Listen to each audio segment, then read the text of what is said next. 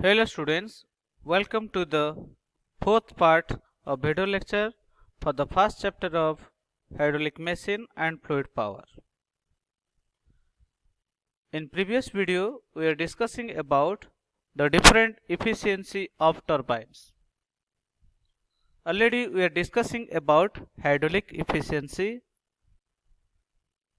Now hydraulic efficiency means that is equal to your ratio of power delivered to the runner to power supplied at the inlet. It is denoted by symbol eta H. Already you have know that efficiency means output power divided by input power. In case of hydraulic efficiency, we have seen that for a turbine unit there is a penstock. Now at the penstock the water is produced at a high kinetic energy, and that high kinetic energy of water is striking upon the blades of the runner. Now while you are applying the force by the water upon the runner, now the runner will be rotating. So during this time the output power is your runner power, or that is the work done by the water upon the runner per second divided by power supplied at inlet, means that is the output power of penstock, means the energy per unit weight per second of the water. Now the output power is known as your runner power, the input power is your water power. Next point is your mechanical efficiency. Mechanical efficiency means that is the ratio of power available at the shaft of turbine to that is power delivered to the runner. It is denoted by symbol eta m, and eta m is equal to mathematically power available at the shaft divided by power delivered to the runner, and that is shaft power divided by runner power, that is SP divided by RP. What do you mean by power available at the shaft of turbine? After the jet of water striking upon the blades of runner, the runner will be rotate, and due to the rotation of the runner, the mechanical power is to be delivered by the shaft of the turbine. This power is calculated by using a brake drum, that is a dynamometer is used to measure, rope brake dynamometer is used to measure the power available at the shaft of turbine, and that is known as your shaft power. Power delivered to the runner means what is the force exerted by the water upon the runner, that is known as your work done by the jet of water per second. In this way, mechanical efficiency is equal to shaft power divided by runner power. Next efficiency is your volumetric efficiency.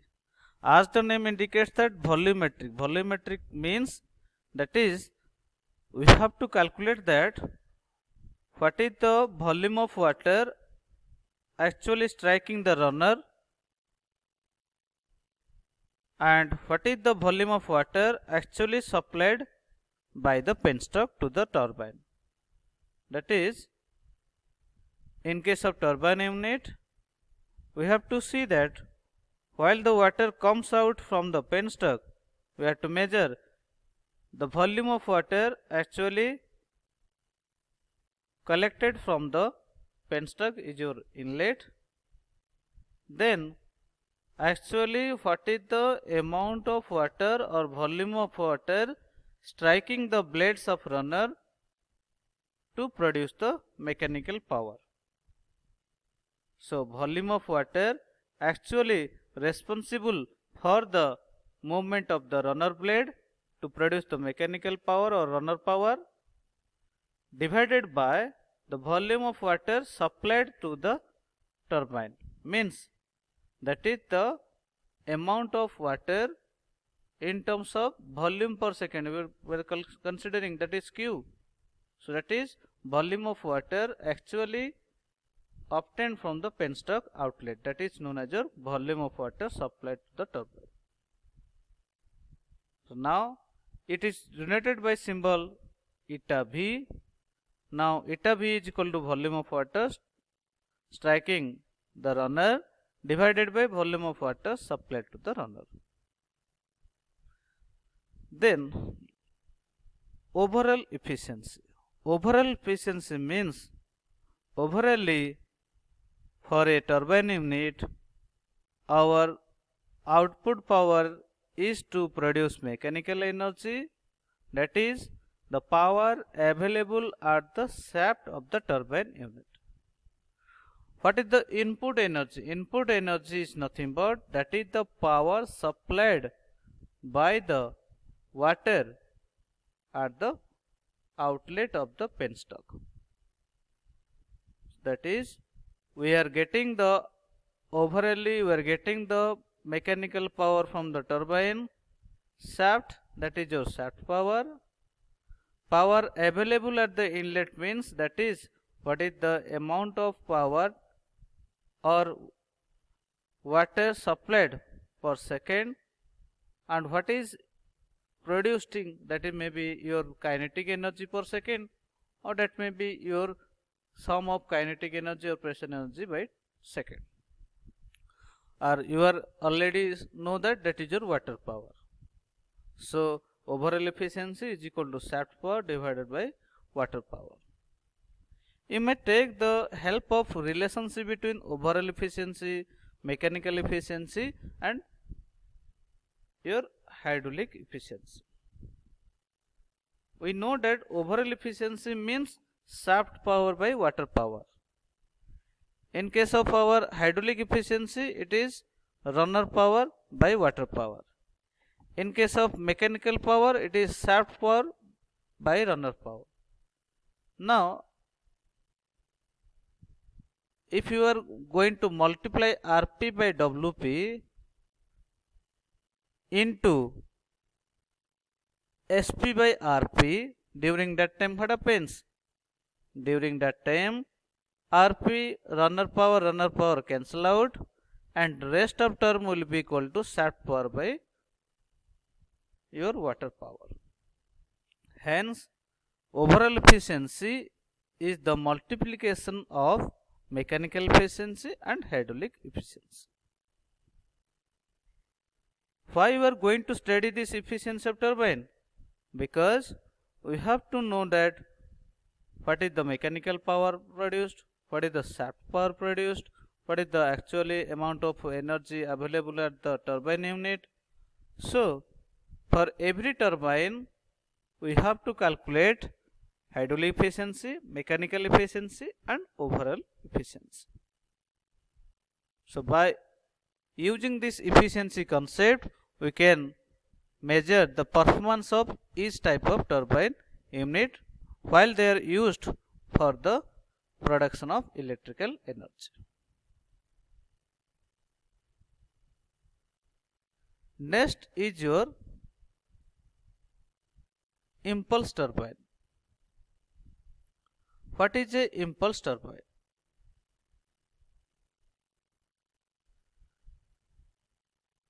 Impulse turbine means that is the energy available at the inlet of turbine is kinetic energy. At the outlet of the penstock, we are going to use a mechanical device that is known as your nozzle. The nozzle is of gradually decreasing of area. We know that area decreases means velocity increases. So as velocity increases, so the energy associated with the water due to the velocity is known as your kinetic energy. This impulse turbine is also known as a tangential flow turbine. As you previously were discussing that when the liquid or water from the nozzle output, it is striking upon the blade, during that time the rotational motion while it is producing a circle, during that time the flow of water is touching that rotational surface, means the flow of water in a tangent to that of the circular motion produced by the runner blade. So hence it is known as a tangential flow turbine. We are going to study about that. What are the different types of impulse turbine? A Pelton wheel turbine is a case of tangential flow impulse turbine. In Pelton wheel turbine, we are going to use the energy of water at an outlet of penstock is kinetic energy. The pressure available at the inlet and outlet of the turbine is atmospheric pressure. This is a high head turbine, means the height or the head available with the water is the net head available at the inlet of turbine is more than 250 meter to that of 1800 meter. Already we have discussed high head turbine. We are having two types of head. One is your gross head and net head. And there is also a head loss takes place due to the friction between the surface of water and the penstock surface. The gross head means what is the level of water present in the dam. While the water enters into the penstock, some amount of water will be lost its energy due to the friction, that is HF. Now the net head available at the turbine is known as your net head is equal to gross head minus your frictional head, that is equal to net head available at the inlet. That is also known as head, means energy of water per unit weight of water. A Pelton turbine is developed by L.A. Pelton, who is an American engineer. Basically, this impulse turbine is used in every hydroelectric power plant. This is producing more amount of electrical energy. Now we'll go for finding out that what are the constructional features and power generation and working principle of this type of turbine unit. From constructional features, we are having basically four parts of a Pelton wheel turbine. One is nozzle and flow regulating arrangement,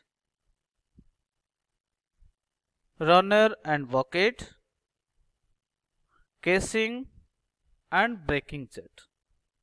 This is the overall overview of a Pelton wheel turbine, where there is a penstock. This green part is known as a nozzle. This blue color is known as your jet of water. These curved plates are known as your bucket, and this middle portion circular part is known as your runner. Here the mechanical power is collected by the means of a belt drive. We are getting the output power. This output power is utilized in lightening the bulb.